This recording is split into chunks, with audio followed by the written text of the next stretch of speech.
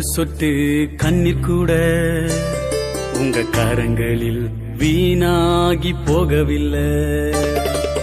நான் விட்ட பெருமூச்சின் சத்தம் கூட உங்களால் சும்மா இருக்க முடியல.